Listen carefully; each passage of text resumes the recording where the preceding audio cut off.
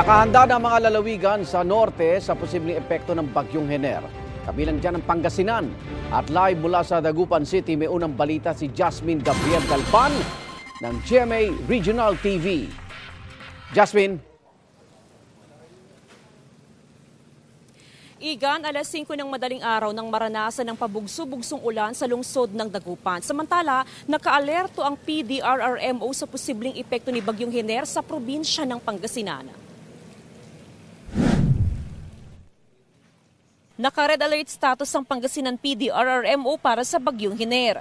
Heighten po yung ating monitoring, massive information dissemination. Dapat po naka-ready na yung ating mga water assets. Mahigpit din na nakamonitor ang PDRRMO sa mga river system sa probinsya. Kabilang dito ang Bud River sa San Fabian, Sinukalan River sa Santa Barbara, Marusay River sa Calasiao, Cabatuan River sa Alaminos City, Ambayawan River sa San Nicolas, Agno River sa Rosales at Bayambang, Banyaga River sa Bugalion at Balingkaging River sa Mabini.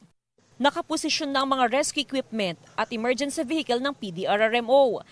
Nakahandang rumisponde kung kakailanganin. Expect po natin na makakaranas pa rin tayo ng moderate to heavy rainfall dito po sa ating lalawigan ng Pangasinan. Sa Dagupan, binahang ilang kalasada kahapon dahil sa high tide. Kabilang sa mga binahang E.B. Fernandez Avenue.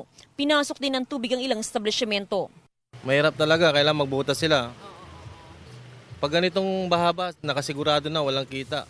Nagdulot sa pagbigat ng daloy ng trapiko ang baha.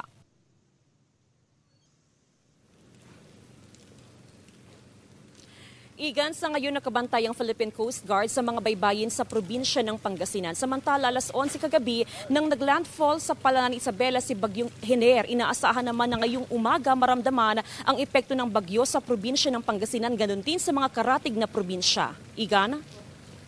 Maraming salamat, Jasmine Gabriel Galban ng GMA Regional TV.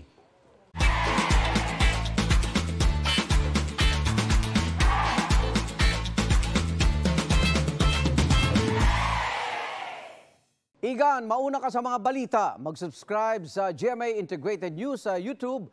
Sa mga kapuso abroad, subaybayan nyo kami sa GMA Pinoy TV at sa www.gmanews.tv.